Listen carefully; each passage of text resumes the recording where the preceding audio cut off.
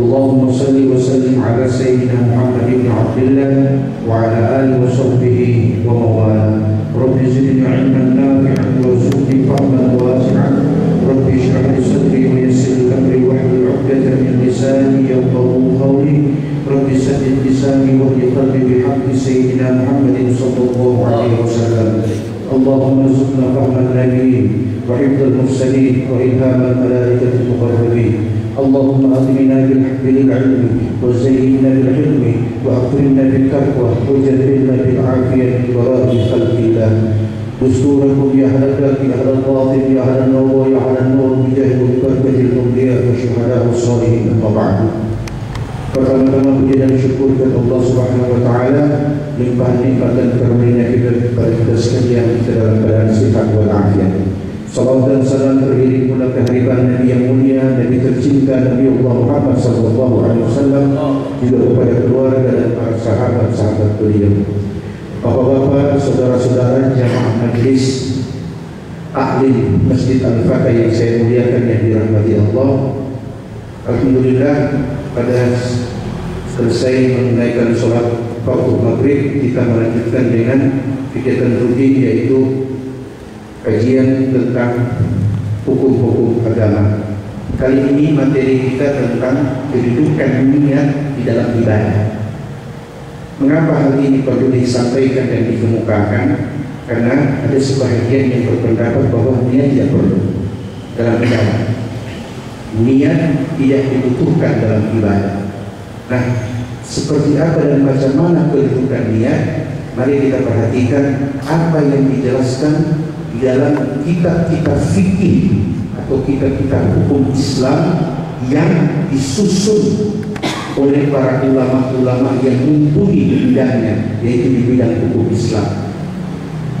Niat adalah merupakan salah satu di antara rukun di dalam ibadah sholat. Bahkan pada ibadah-ibadah yang lain juga niat didudukkan sebagai rukun. Nah, mari kita lihat apa itu rukun. Rukun dalam pengertian bahasa, rukun syai'i lughatan. Secara bahasa, rukun artinya al-jami'ul qawi li syai', yang artinya sesuatu yang mendampingi sehingga yang didampingi itu menjadi kuat.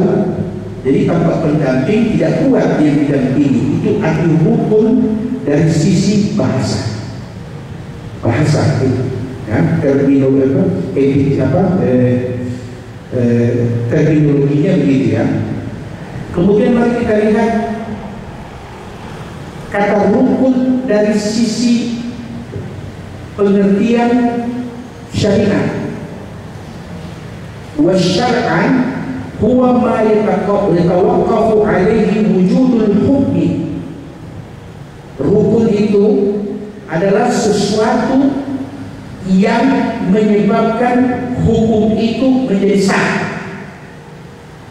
Sesuatu yang menjadikan hukum itu menjadi sah. Wa yakunu juz'an minhu, dan rukun ini terdiri dari beberapa bagian. Jadi dia bukan hanya satu bagian ya, tapi dia terdiri dari beberapa bagian. Saya kasih contoh. Bangunan Ka'bah itu kita ketahui bangunan yang berbentuk segi empat. Orang yang memulai tawaf wajib ataupun tawaf sunnah tidak boleh memulai tawafnya kecuali dimulai dari satu tempat di sisi Ka'bah yang disebut dengan rukun Hajar Aswad. Jadi dia kalau segi empat, ya. Nah, posisi rukun Hajar Aswad ada di sudut sebelah kiri. Kalau menghadap pintu Ka'bah itu ada di sebelah kiri. Antara rukun yang ada di sebelah kiri, disitulah tawaf dimulai hitungannya. Jadi tawaf itu 7 kali. Diawali dengan pertama dari rukun Hajar Aswad. Itu putarannya dari kanan ke kiri, memulai tawaf dari kanan ke kiri, bukan dari kiri ke kanan. Itu cara tawaf orang yang umrah atau tawaf orang yang melaksanakan ibadah umrah atau ibadah haji. Bisa dipaham Pak? Nah, rukun Hajar Aswad ini disebut Hajar Aswad karena di sudut itu ada lubang yang di dalamnya terdapat batu Hajar Aswad atau batu hitam. Dari situ disebut rukun Hajar Aswad.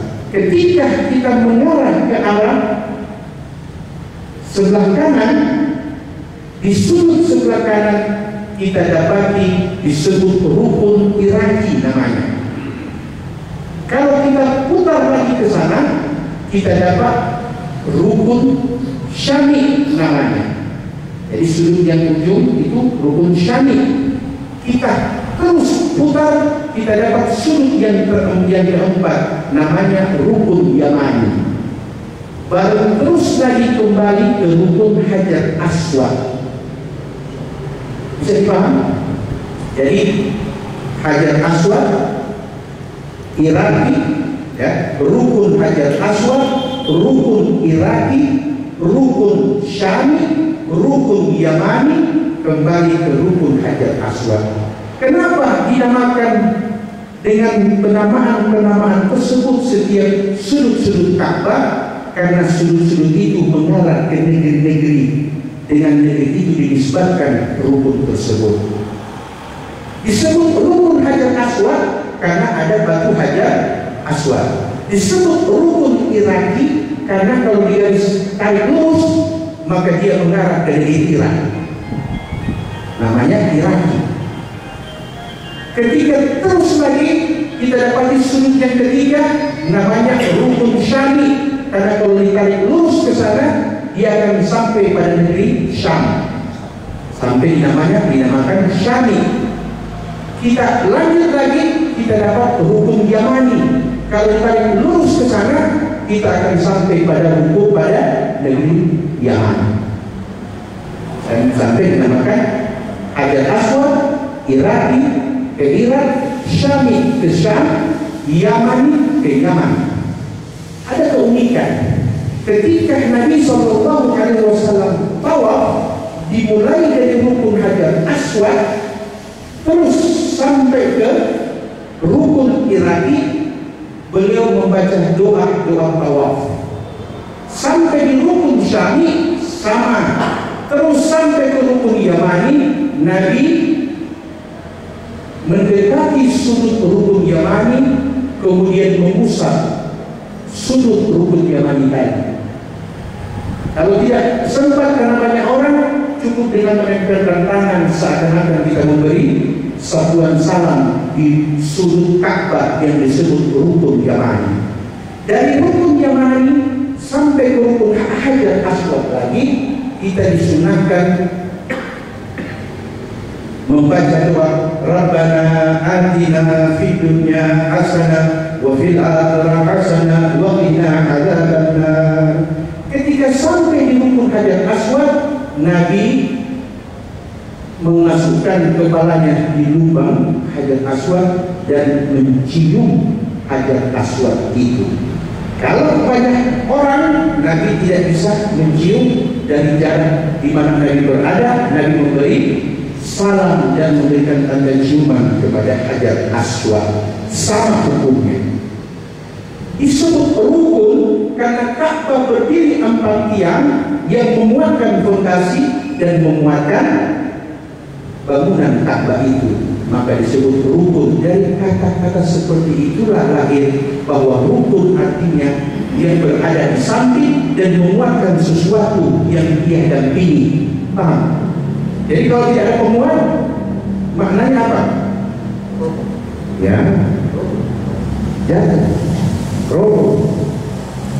Jadi ketika disebut arkanus shalah, rukun sholat, kalau hilang penopang penguatnya, berarti sholatnya rusak.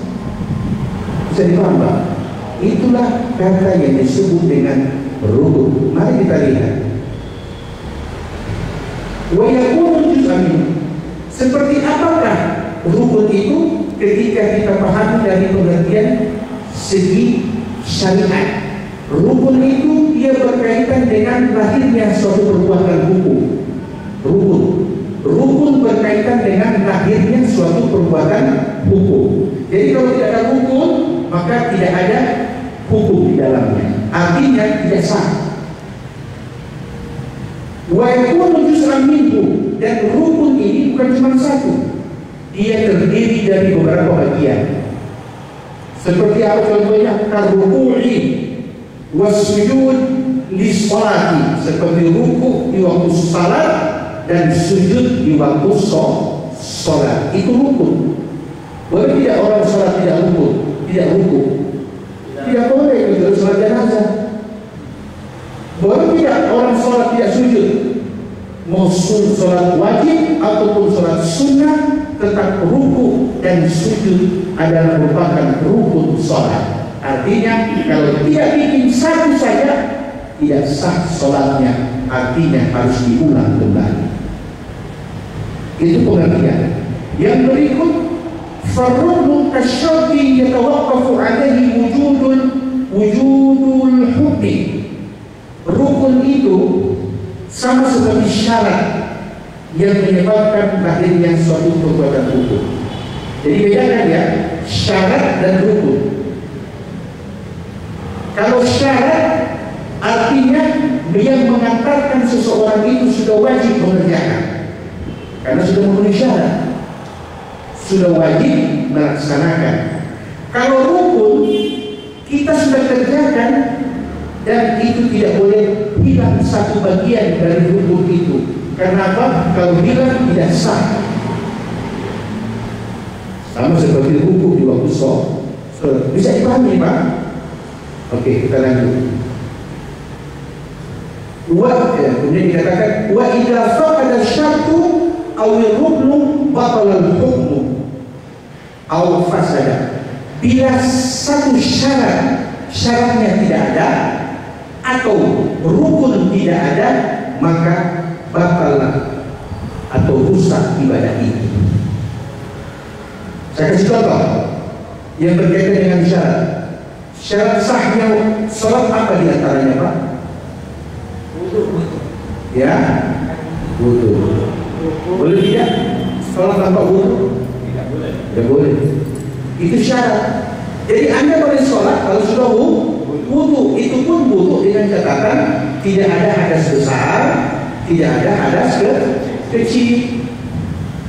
Nah, kita harus bedakan antara syarat dan rukun. Kemudian wa yaftariqu ruknu an syarti bi anna syarta laisa juz'an min al-hukmi. Nah, kita bedakan antara syarat dan rukun. Kalau syarat dia tidak merupakan bagian daripada rukun. Maksudnya begini, kalau wudu tidak masuk rukun sholat, tapi tidak boleh ada sholat kalau tidak ada wudu sebagai syarat sholat diantaranya. Nah, kemudian dia katakan di sini wa yakunu fi dakhiliha fatastamilu sholatu alaihi ar-ruku' wa sujud wa majmu'ul arkan wa syurut hiya furudun lis-sholati li'anna syar'a talaba fi'laha talaban jaziman wa yusabu fa'iluha wa yu'aqibu tarikuha wa tutilu sholat bi faqdin wahidin minha. Artinya, kalau tadi orang sholat harus wudu sebagai syarat, maka ketika sudah sholat dia harus ada ruku, ada sujud. Ketika ini dilaksanakan maka sah sholatnya. Syaratnya terpenuhi, rukunnya sempurna, sholatnya sah. Tapi kalau hilang syaratnya, rukunnya sempurna, sholatnya tidak sah. Atau syaratnya sempurna, rukunnya hilang, satu saja, rusak sholat. Itulah perbedaan antara syarat dan rukun. Kemudian yang berikut, sifatus salati. Yabhathu katsirun minal ulama arkanna salati tahta unwan yakni sifatus salat. Ulama banyak sekali membahas tentang persoalan rukun salat, banyak. Makanya saking banyaknya kita dapati ada yang menetapkan rukun salat 13, ada yang menetapkan rukun salat 15, ada yang menetapkan minimal 6. Ya, maka kita mengambil tidak yang paling banyak, tidak yang paling sedikit, kita ambil yang di tengah 13. Kemudian dikatakan wa yajma'u ba'dhum bainal urbanain wal haqiqa anna sifat as-salati tashmilu syurut allati dzakarnaha sabiqan wal arkan allati tu'riduha huna wa sunanul af'al allati tajbur bisujudi sahwi. Nah ini, kalau rukun salat ditinggalkan diulang, kalau sunnah abad ditinggalkan tidak perlu diulang sholatnya, cukup ganti dengan sujud sahwi setelah salam. Kalau yang ditinggalkan sunnah hayat, maka tidak perlu sujud sahwi, tidak perlu mengulangi sholatnya, cukup sesudah salam mengucapkan astaghfirullahaladzim. Kita belum sampai ke al-'ad, kita belum sampai ke hayat. Kemudian kaifiyatus salat, bagaimana cara sholat? Inna kaifiyatus salati sabatat ta'abbudan min Allah Ta'ala alladhi arsala Jibril alaihi salatu wassalam ila Nabi Muhammad SAW wa 'allamahu kaifiyatus salat wa dhabata lahu awqatuha wa wadaha lahu 'adada kulli minha thumma adaha Rasulullah SAW amama sahabat wa qala sallu kama ra'aytumuni usalli. Cara sholat Pak ya, itu adalah merupakan ketetapan yang menjadikan seseorang itu dianggap beribadah kepada Allah.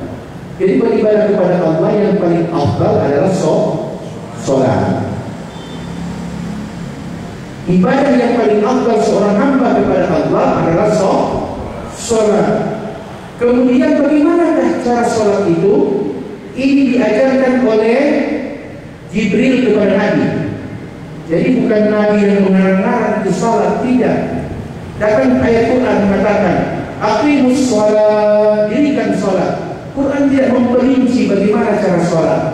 Maka turunlah Jibril alaihi salatu wassalam kepada Nabi, kemudian wa 'allamahu, kemudian Jibril mengajari Nabi bagaimana salat.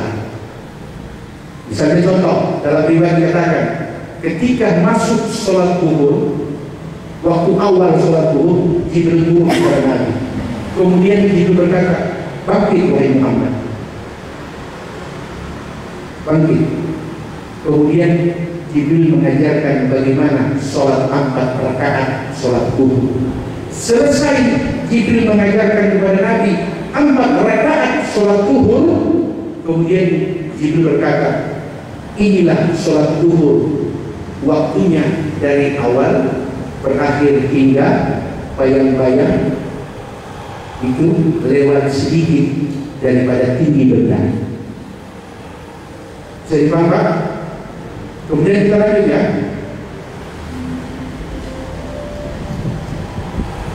Rukun yang pertama, tadi sudah dijelaskan syarat dan rukun. Sekarang rukun ar-ruknul awwal, yaitu an-niyah. Jadi niat itu masuk dalam hukum rukun sholat. Jadi kalau tidak niat, tidak sah sholatnya. Tidak sah sholatnya. Anda sholat tidak pakai niat, dengan catatan Allah kan Maha Tahu. Kalau itu dipakai, maka kita akan sulit membedakan sholat-sholat yang ada di antara wajib dan sunnah. Sholat subuh 2 rakaat, sholat fajar 2 rakaat. Apa yang membedakan? Pertama, waktu. Yang kedua, niat. Nah, ta'rifun niat, pengertian niat. An-niyatu lughat perkataan al-qasdu. Niat itu dalam bahasa Arab artinya maksud. Jadi orang berniat berarti bermaksud. Qasdu syai' muqtarinan bi awal ajza'i fi'li wa huna qasdu fi'li salat wa huduru dzalika fi dhihni. Kemudian niat itu di awal sebelum melaksanakan perbuatan. Jadi sebelum sholat kita harus awali dengan niat. Dan niat itu Pak, ya, ketika kita lafalkan usolli fardal maghribi salata raka'atin, pikiran kita di benak kita yang ada adalah saya niat sholat maghrib di waktu maghrib. Jadi menghadirkan waktu maghrib untuk beribadah kepada Allah. Disitulah yang dimaksud dengan tempatnya atau caranya kita berniat. Bagaimana kalau saya niat usolli fardal maghrib, tapi pikiran saya, benak saya bukan di sholat, ada di luar. Apa hukumnya? Nanti kita lihat kelanjutannya. Nanti dijelaskan ya. Hukumnya niat. Hukmuha annaha wajibatun fi awal sholati. Wajib di awal sholat. Fakanat ruknan, karena dia merupakan satu rukun di antara rukun sholat. Seperti takbir wa ruku'i, seperti takbiratul ihram. Takbiratul ihram bukan takbir intiqal ya.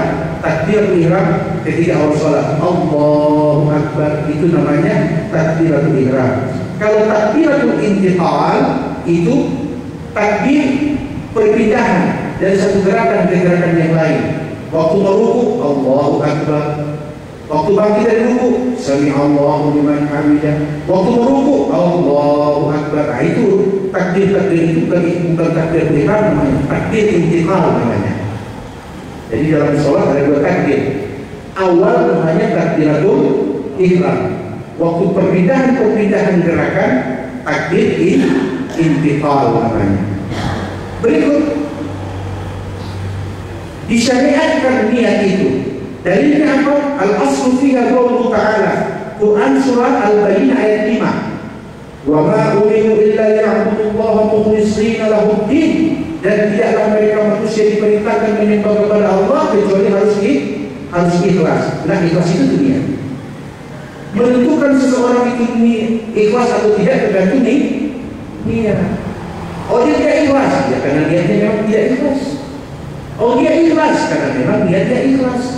Jadi dasar itulah yang menjadikan ulama menetapkan niat adalah rukun sholat. Berikut tempat niat, mahallul niyati, mahalluha huwal qalbu bil ijma'. Ulama sepakat tempat niat di hati. Tempat niat di hati, bukan di sini. Kalau orang yang tidak menjadikan niat sebagai rukun, maka dia tempatkan niat itu di sini. Kenapa? Karena Allah Maha Tahu. Allahu Akbar. Karena dia pakai ini. Ulama bilang tidak, bukan di situ tempatnya niat. Tempatnya niat ada di hati. Berarti harus tertanam di dalam hati niat itu, kemudian sunnah mengikutkan niat di hati dengan lafaz. Lafaznya tidak perlu besar-besar, cukup telinga kita yang mendengar. Usolli fardal maghribi salasa, itu tempat niat. Berikut syarat niat. Nah, ini syaratnya niat, yaitu ada syarat. Syurutun niat, yajibu an takuna niat muqarranah bil takbir. Pada waktu kita mau sholat maghrib atau sholat isya, subuh, dhuhr dan asar, itu syaratnya niat dia bersamaan dengan takbir. Perhatikan niat bersamaan dengan takbir. Jadi jangan begini. Berdiri menghadap kiblat, usolli fardal maghribi salata raka'atin mustaqbilal qiblati mahmuman lillahi ta'ala. Allahu Akbar. Bukan begini caranya. Atau Allahu Akbar usalli fardal maghrib 3 rakaat. Niat letaknya, syaratnya itu, niat itu bukan pada sebelum takbiratul ihram dan bukan pada sesudah takbiratul ihram. Itu syaratnya. Jadi di mana harus meniatkan itu dan melafazkan itu. Allahu Akbar, sholli fardal maghrib 3 rakaat mustaqbilal qiblati ammunan ilaika.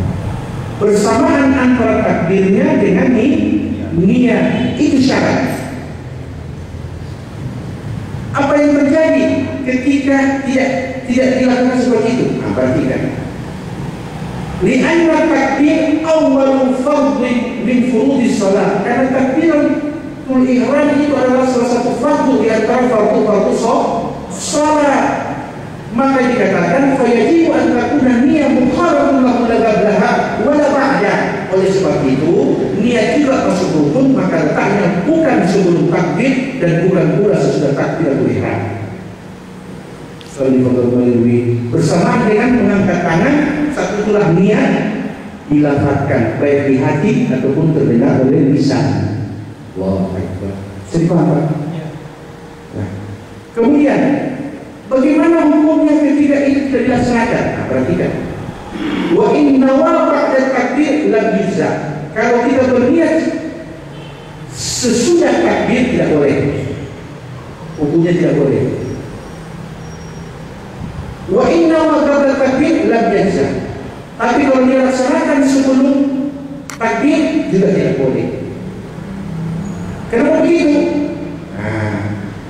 Illa ayastadiman niat ila waktu takbir, artinya kecuali niat itu bersamaan dengan takbir.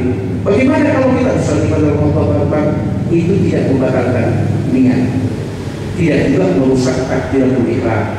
Tapi seutama-utamanya adalah bersamaan antara niat dengan takbir. Berikut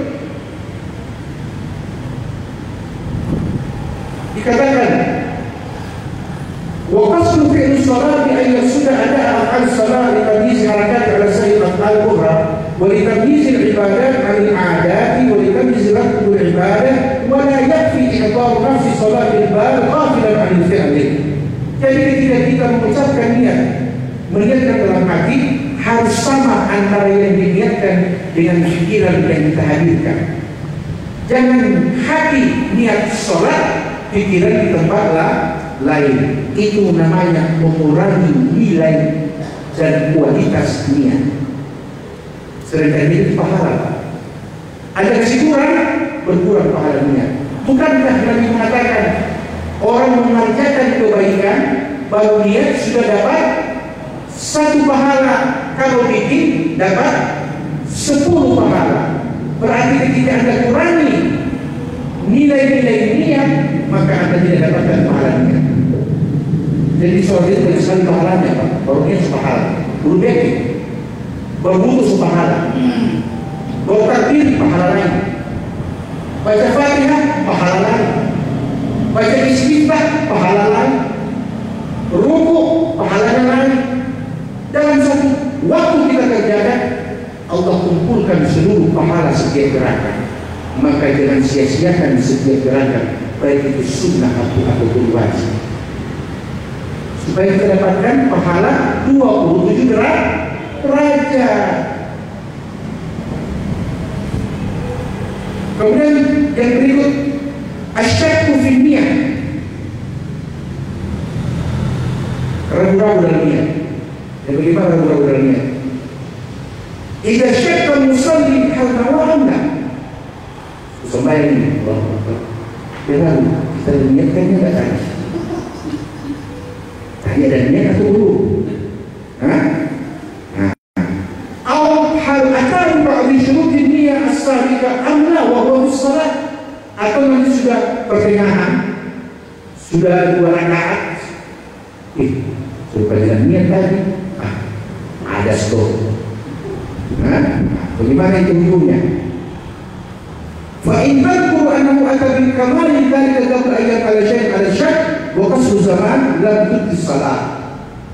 Tapi kalau dia yakin bahwa dia punya niat tadi itu sudah, dia yakin, maka dia membatalkan sholat.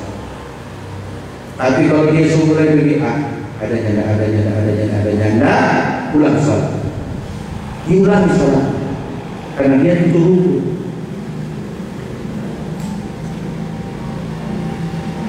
Kemudian qat'un niat yang terpotong.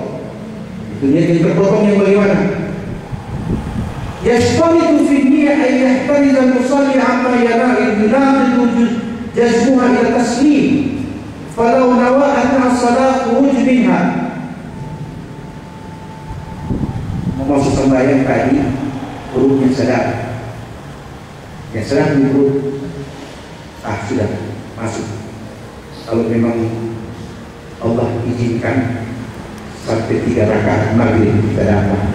Tapi kalau nyanda biar 2 rakaat kita kedua kalau sudah tahan. Nah ini namanya qat'un niat terpotong. Jadi pahami? Bagaimana hukumnya? Dikatakan yashtaritu fi niyyati an yahtariza al-musalli amma yanaqadu jazmuha ila taslim falau nawa ma'a salati al-khuruj minha aw taraktuha yakhruj am yabqa aw nawa qat'un niyyah batalat salatuhu. Kalau itu dia pakai disampaikan batal salat. Tadi kan sudah niat, rasa betul mampu sampai 3 rakaat. Tapi kalau tidak kuat, mau 1 rakaat, mau 2 rakaat, karena keluar sudah tak. Itu tidak sah sholat maghribnya, karena niatnya terpotong. Jadi kalau niat dari takbir sampai salam, urusan ke belakang itu terpotong, niat terpotong, itu boleh. Tapi kalau sudah nanti kau bilang itu, kau atur bagaimana kau mau, itu batal sholat. Jadi apa?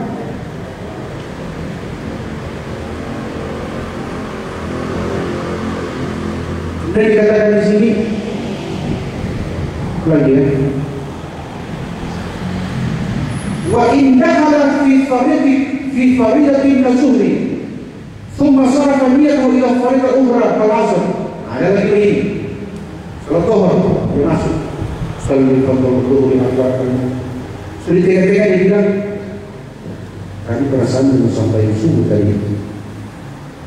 Berubah dari niat tiba-tiba. Dari wajib ke sunnah atau dari sunnah ke wajib, itu kabunia namanya, niat yang terpotong. Jadi kalau niat yang sempurna yang bagaimana? Niat dari awal hingga salam dia melaksanakan sholat maghrib, isya, subuh, zuhur, asar. Jadi sholat maghrib 3 rakaat mustaqbilal qiblati adaan makmuman imaman lillahi ta'ala Allahu Akbar. Ketika perutnya bermasalah di rakaat kedua atau rakaat pertama yang mengharuskan dia keluar dari masjid, silahkan dia keluar dari dengan niat keluar dari saf, kemudian buang hajat, membersihkan, istinja, wudhu kembali dan sholat. Saya paham? Terus apa bedanya tadi dengan niat yang terpotong? Nah itu tadi belum masuk sukses, dia ada pahala. Tapi kalau tadi ada pahalanya, karena dia itu sempurna. Bisa paham nih Pak? Tadi kan dia niat kalau nanti bermasalah rakaat kedua kita keluar, tidak ada pahalanya. Sholatnya harus diulang dari awal. Yang kedua datang mau rakaat pertama dalam seperti saya niat sholat sempurna. Ternyata rakaat pertama bermasalah, dia niat munfarid keluar dari saf, maka saat itu dia dapat pahala 1 rakaat. Itu bedanya Pak. Maka tidak boleh kau niat, tidak boleh niat terpotong. Bisa dipahami Pak? Silakan pada pertanyaan.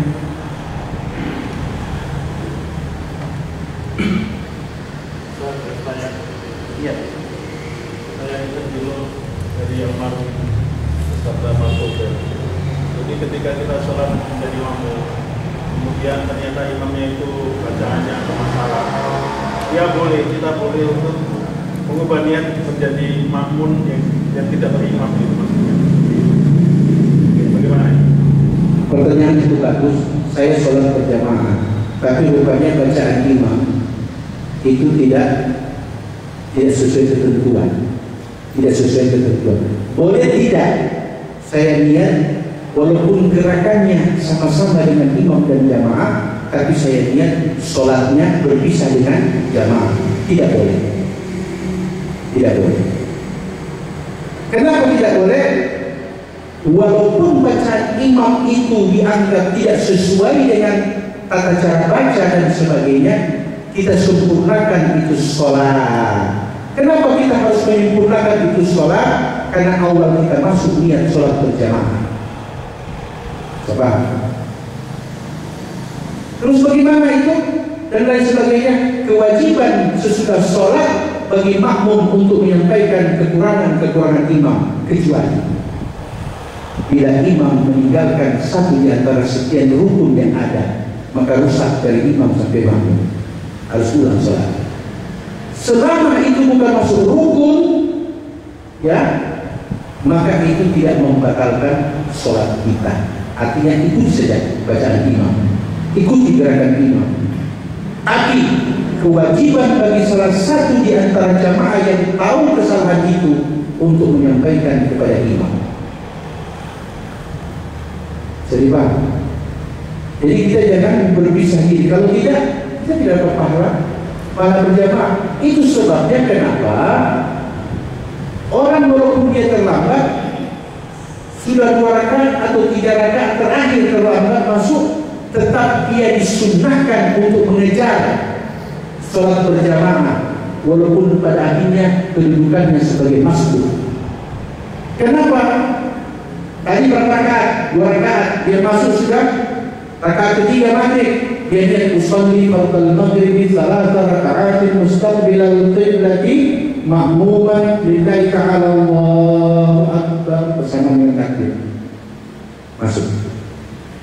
Baru 1 rakaat imam sudah salah dengan makmum yang lain. Kita beberapa rakaat. Baru 1 rakaat. Kita ada tahiyat, tapi tahiyat itu tidak dihitung. Kenapa? Karena belum sempurna 2 rakaat. Tapi kita ikut tahiyat, kita dapat 2 pahala. Pertama, pahala sholat berjamaah walaupun terlambat, dan dapat pahala tahiyat awal makmum jamaah pertama. Sabar.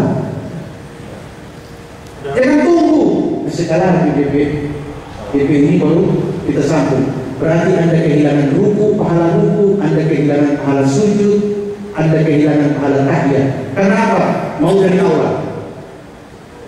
Tidak, sekalipun Anda dapat sudah sujud awal, Anda cepat tidak itu. Karena kita mendapatkan pahala 200 orang sholat yang sujud, pahala 200 sama kita. Walaupun belum masuk hitungan rakaat bagi jamaah yang masuk. Jadi Pak, jadi jangan tunggu.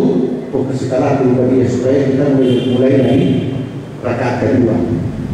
Berarti yang itu tidak sia-sia loh Pak. Terutama imam sudah sujud, langsung saling langsung sujud. Karena kita ingin dapatkan pahala sujudnya ratusan jamaah. Belum tambahin kita sholat sendiri. Itu dikatakan sholat berjamaah 27 derajat. Tapi kalau kita pakai cara seperti itu, kesalahan 1 derajat. Sama dengan sholat mufarrid. Jadi Pak, barangkali begitu Pak. Jadi menyambung dengan Mas Bro tadi, kalau memang niat tak boleh berubah. Jadi kadang-kadang kan kita kalau Mas Bro, kemudian lagi di belakang ada lagi orang menyusun, kita sudah selesai nih, yang imam, kita masih kurang 1 rakaat, tiba-tiba ada yang menyusun jadi makmum. Ya. Apakah niatnya kita ubah jadi makmum? Nah, justru itu ketika Anda niat munfarid, berarti Anda bikin jamaah baru. Tidak boleh ada dua majlis dalam satu salat. Satu masjid tidak boleh ada 2 imam. Itu namanya 2 imam di waktu salat. Hukumnya. Sebab tidak boleh ada 2 imam dalam satu salat. Tadi kan Bapak bilang, saya sudah keluar niat. Berarti tapi Bapak ikut masuk dengan sama-sama gerakan imam. Ada berapa imam? Kata yang berikut ikut sama Bapak, sudah berapa imam? Tidak sah. Jadi Bapak, tidak boleh ya Ustaz. ya, ikuti supaya kita bersambung terus kepada Allah kita kembalikan. Nahnu nahkum bidzahir wallahu yatawalla as-sarair. Kami hanya ulama kita, kami menetapkan hukum berdasarkan apa yang zahir, yang hakikat kami kembalikan kepada Allah Subhanahu wa taala. Makanya itu tidak boleh berpotong niat, tidak boleh berpotong niat, tidak boleh syakun niat, ragu-ragu dalam niat. Kalau sudah yakin laksanakan, Allah yang akan mengatur dan mengurus masalah itu. Ya Pak, bisa dipahami ini Pak? Pak siapa? Bisa? Ya, silakan kepada yang lain. Terima kasih Pak. Saya sangat tertarik tentang sholat. Bila mana kalau kita tidak rukuk dan sujud, maka sholat itu tidak sah. Ini pertanyaan saya Pak Ustaz. Kalau seandainya saya di pesawat atau di perjalanan kan, di mobil, kita kan tidak sujud.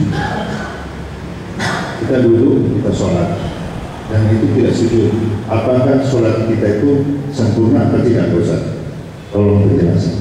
Kita sholat di kendaraan maksudnya, Ya. tidak ruku, Ya. tidak sujud. Tetap ada ruku dan sujud. Cuma tidak seperti rukuknya orang yang berdiri, dan tidak seperti sujudnya orang yang sujud sempurna. Jadi kita itulah disebut dengan isyarat. Allahu Akbar, salat. Setelah itu Allahu Akbar, Sami'allahu liman hamidah, Allahu Akbar. Tidak perlu mencium itu lantai pesawat. Cukup ini pusat sudah sandar di tempat istilah orang Arab suka tongkat, sudah sujud. Kalau dia sepertiga atau seperdua, berarti ruku. Kalau dia tidak tegak, berarti mahal. Dia berada pada tempat berdiri. Jadi Allahu Akbar, mustaqbilal kiblat, niat menghadap kiblat itu ketika kita berada di perjalanan sebaiknya diucapkan, walaupun dikatakan itu tidak bukan merupakan rukun niat ya, mustaqbilal kiblat, menghadap kiblat. Tapi kalau sudah di kendaraan sebaiknya disertakan kalimat mustaqbilal kiblat, menghadap kiblat, karena kita tidak tahu ini kendaraan memutar atau tidak ini. Nah, karena kita niat menghadap kiblat, soal dia memutar kanan, memutar kiri, tidak menghadap lagi kiblat, tapi niat saya soal menghadap kiblat. Bisa, jangan ini di kapal, atau di perahu, apabila lebih dari kita Allah. Betul, kita tersangka pompa bagi ke kapal. Sebelah kanan, seperti begini, dia tahu soal kiblat, dia bawa dia pulang begini. Habis itu waktu dengan putar kemarin, akhirnya sholat tidak sah. Gara-gara apa? Cuma fokus di arah kiblat. Makanya ada disebut dengan ainul kiblat dan tawajjuhul kiblat. Pokok kiblat dan arah menghadap kiblat. Nanti ada penjelasan tersendiri nanti. Kan kali bisa begitu Pak? Ini dia. Ada yang lain? Ya. Tadi disebutkan Pak, pahala dari sholat berjamaah itu 27 derajat. Iya. Jadi pahala dari sholat berjamaah itu ada 27 derajat. Nah ini kadang-kadang kami bingung sebetulnya pengertian derajat ini bagaimana? Karena kalau derajat, kalau dalam pengertian matematika itu kalau seperti kalau 90 derajat 27 derajat itu segini Pak. Tapi mungkin yang kami pahami barangkali yang dimaksud itu adalah 27 kali lipatnya dari sholat seperti biasa. Barangkali begitu Pak? Iya, baik. Pertanyaan cukup bagus. Apakah pengertian derajat dalam nilai ibadah sama dengan derajat ukur dalam ilmu ukur? Jelas tidak sama.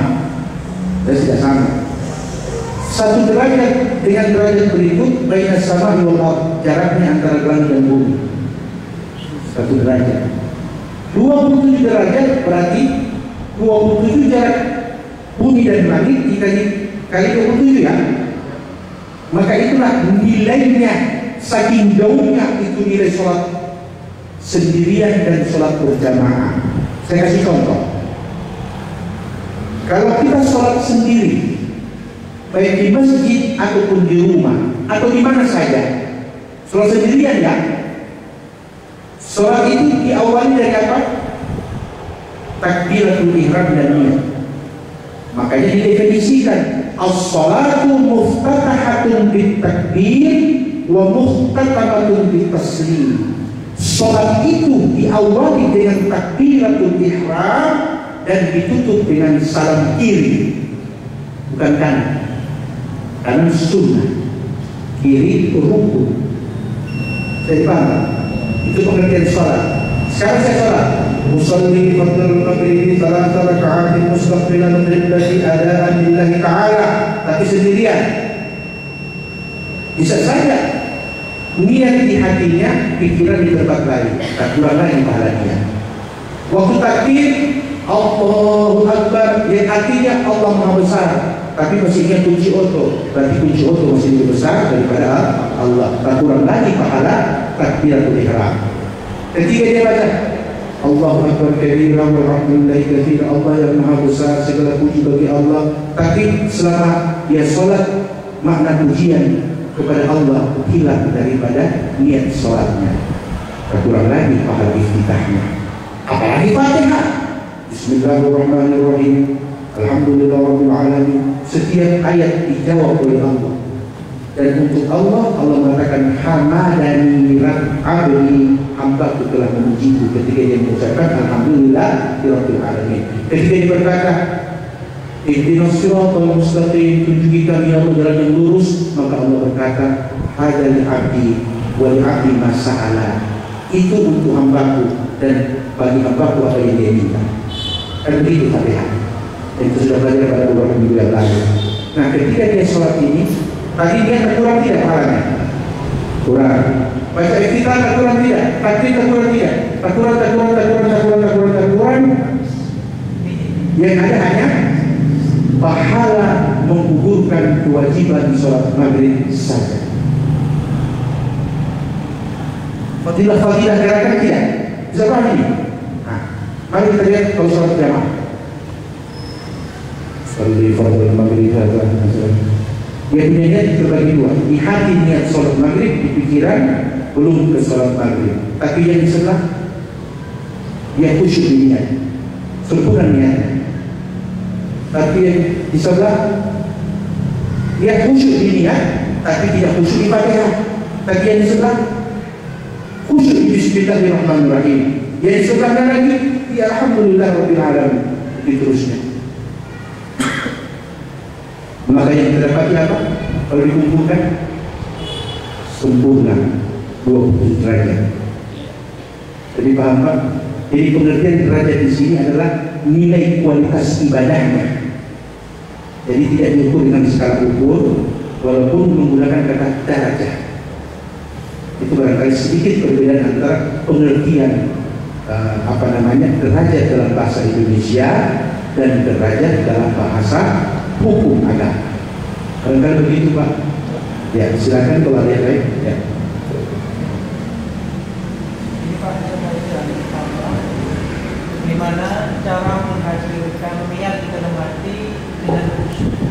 Caranya biasanya kalau kita tadi seperti disampaikan, saudara kita dengan pikirannya itu masih kemana-mana. Jadi cara untuk menghasilkan niat dalam hati itu bisa.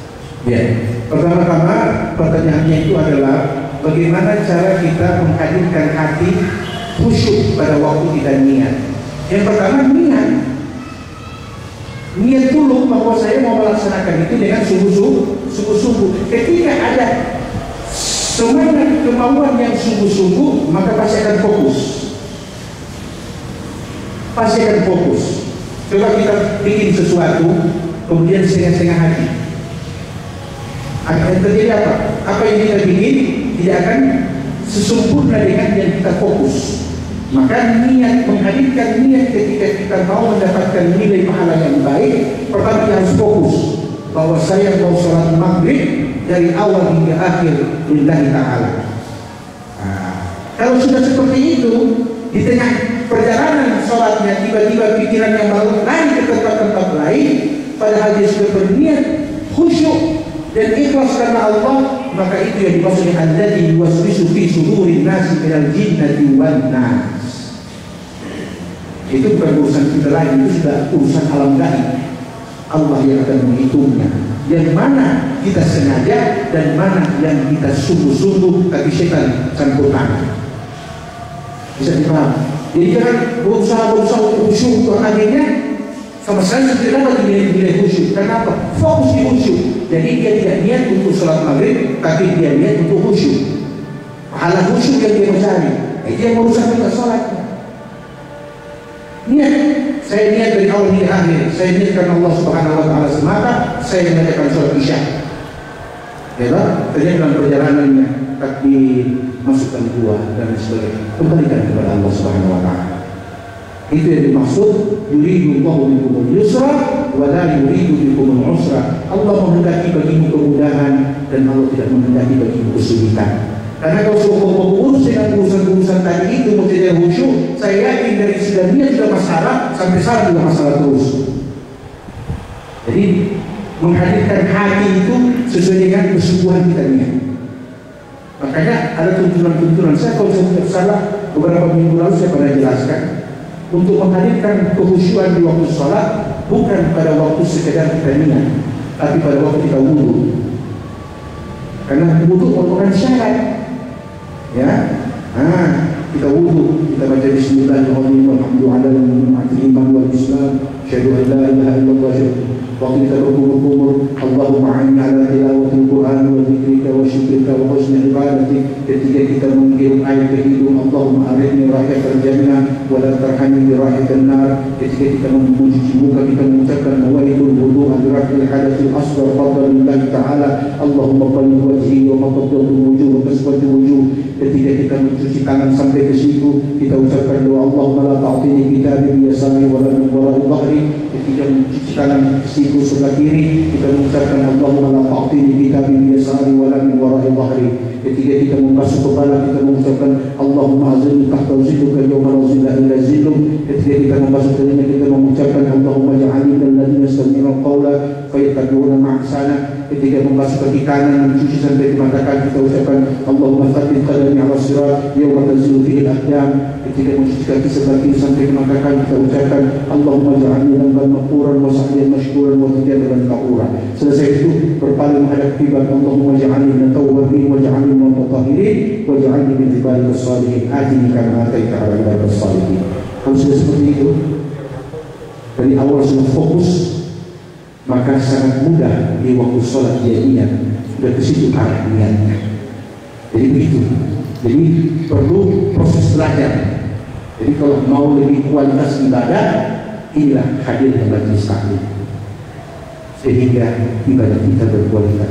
Ternyata niat selama ini kita cuma dengar simpang siur. Ternyata niat banyak masalah. Ada niat terpotong, ada niat ragu-ragu, ada niat seperti pertanyaan-pertanyaan bapak-bapak tadi itu. Ini semua hanya meningkatkan kualitas ibadah kita ke depan. Dengan catatan rajin hadir di majelis. Ustaz, sekarang gampang orang lihat di YouTube, betul. Gampang dilihat di YouTube, mudah lihat di Google, tapi di belakangnya. Betul tidak? Kalau di sini gampang dengar, gampang lihat, bisa katanya. Karena tidak semua yang kita lihat di Google atau di YouTube itu boleh kita pahami semua. Karena pasti ada penjelasan yang kita tidak bisa paham. Nah, di situ masalahnya. Itu yang dikatakan terpotong cara belajarnya. Tapi kalau dengan majelis taklim, ada guru, ada mustami'un, para pendengar, dan ada dialog interaktif. Itulah bedanya menghadiri majelis dengan melihat tayangan yang ada di media sosial. Apa? Sudah cukup waktu? Masih ada satu, Ustaz. Ya, silakan. Ustaz, berkaitan dengan masalah niat untuk sholat. Pada beberapa bulan kemarin, orang pernah Ustaz bikin pertemuan majelis di sini. Ya. Singgung menyangkut masalah takbiratul ihram. Ya. Itu Ustaz ada bahasa mengenal diri, mengenal Allah. katakanlah Allah melihat kita, kita melihat Allah, Ya. untuk lebih menyempurnakan. Nah, dan itu memang Ustaz sudah sering kali, dan ini masing-masing Ustaz ya punya. Itu kira-kira bagaimana Ustaz? Karena biasanya dalam takbiratul kita ada hal-hal yang tertentu yang Ustaz bilang untuk menghindari itu. Nah, karena tuh niatnya dari awal, sempurnanya sholat itu dari takbiratul yang awal. Kira-kira bagaimana Ustaz? Makasih. Pertanyaan bagus. Ustaz, ada pemahaman tentang mengenal diri, ya, al-insan bil-insan, manusia dalam diri manusia. Jadi caranya pertama belajar dulu syariat, kasih mantap dulu ini syariat. Ketika ini sudah terpola, sudah terbiasa, baru bertanya kepada yang lebih alim lagi bagaimana mendapatkan hakikat. Tapi kebanyakan lompat hakikat syariat jin. Tapi waktu susah karat cari itu ustaz syariat, karena susah hakikat sudah muncul. Betul tidak? Siapa itu ustaz syariat? Pak Imam, Bapak Syar'i, pembiakan Bapak Imam, kita susah mati. Mau apa? Untuk menuntun talqin. Pak, saya kasih ingat, ipar saya, dia belajar kepada Allah yang Maha Habib Idrus bin Salim Al-Jufri. Oke. Kemudian dia melanjutkan pendidikannya sampai ke Mesir, dan dia kembali. Saya menceritakan ini sebagai hikmah bagi kita semua. Artinya apa? Ilmu agama yang kita pelajari, Quran yang kita hafal, dalil-dalil yang kita kuasai, itu akan terputus ketika kita berhadapan dengan sakaratul maut. Karena orang alim pun harus dituntut untuk mendapati talqin. Dan memang Allah yarham Ustaz Ibrahim Yahya meminta supaya kami menuntut talqin. Kenapa? Allah telah mengangkat pengetahuan pada waktu menghadapi sakaratul maut. Karena Allah tidak ada dalil, Allah hanya amal. Apakah itu contoh yang baik? Itu contoh yang baik dari seorang kiai. Dan itu pelajaran iktibar kita semua. Mau ustaz, mau kiai, mau ulama, mau jamaah biasa, ketika menghadapi sakaratul maut, ilmu tidak dibawa. Pengetahuan tidak lagi nampak. Yang nampak adalah bekas-bekas amal yang kau kerjakan yang dituntun oleh ilmu pengetahuan agama. Bisa dipahami? Saya juga dapati bersama beliau, ada beberapa ulama-ulama besar ketika mau wafat, beliau harus dituntun dengan padahal kehidupannya itu dengan hal yang itu. Ini hikmah bagi kita semua. Jangan meremehkan syariat, karena kita mati bukan dengan persoalan berapa dahsyatnya kita paham hakikat. Allah tanya, itu syariat ada dikit? Tidak. Ada. Berapa nilai syariatnya? Allah punya urusan itu, bukan kita. Bukan katanya sudah sholat hakikat. Dan bagaimana itu sholat hakikat? Karena kalau kita sholat hakikat, pertama-tama kita sudah luar biasa syariatnya. Sudah luar biasa. Itu ada pembahasan khusus. Ya, pembahasan khusus namanya tasawuf. Tasawuf.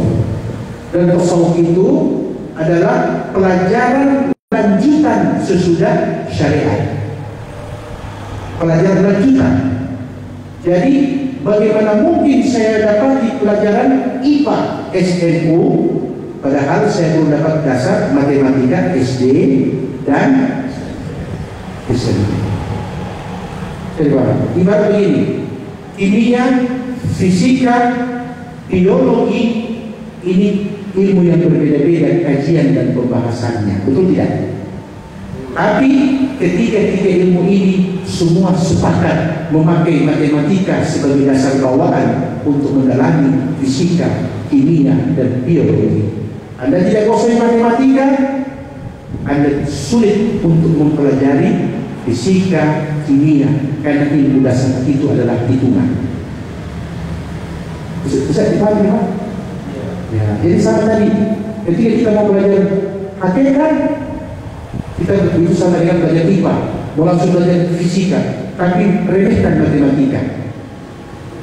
Apa yang kita dapat? Pertama, bingung sendiri. Yang kedua, mulai kehilangan arah. Yang ketiga, sudah mulai kehilangan keyakinan. Yang keempat, hidupnya sudah tidak jelas. Saya ini hamba Allah atau hamba makhluk. Itu. Jadi Pak, yang seperti tadi kalau kita temukan, didik mereka untuk mengarahkan kepada syariat. Kalau sudah tahu syariat, yakin, hakul yakin Pak, Bapak pasti akan berusaha untuk mencari yang berkualitas, dan kualitas itulah diatur oleh syariat hakikat. Nah, hakikat juga ada tingkatan-tingkatannya Pak. Bukan hakikat itu langsung ke langit. Saya kadang-kadang riskan melihat saudara-saudara kita banyak, saudara-saudara kita tidak mau sholat. Ketika ditanya kenapa tidak sholat, jawabannya cuma sederhana. Apa itu? Kami sholat batin, tidak seperti kalian sholat zahir. Saya bilang biasa. Yang sholat saja kelihatan belum tentu memenuhi syarat dan rukun, apalagi sholat batin. Jadi yang benar adalah sholat zahir dulu, baru hadirkan batin. Nah inilah niat salah satunya, menghadirkan batin ketika sholat zahir. Tidak dipahami Pak? Jelas. Kalau cukup? Cukup, terima kasih banyak. Memang untuk pembahasan tentang sholat ini sengaja kita mengulangi kembali, walaupun mungkin almarhum Ustaz Rahmat Bober sudah banyak menyampaikan seperti itu, tapi sebagai manusia kadang-kadang kita masih ingat, kadang-kadang saja kita lupa. Maka kesempatan kita mengulang ini, kenapa kita mengulangnya kembali?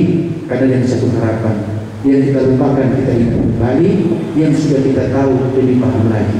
Dan kalau sudah paham, insya Allah harapan kita semua, insya Allah ibadah kita lebih mudah. Mendapatkan nilai yang tinggi di sisi Allah Subhanahu wa taala. Amin.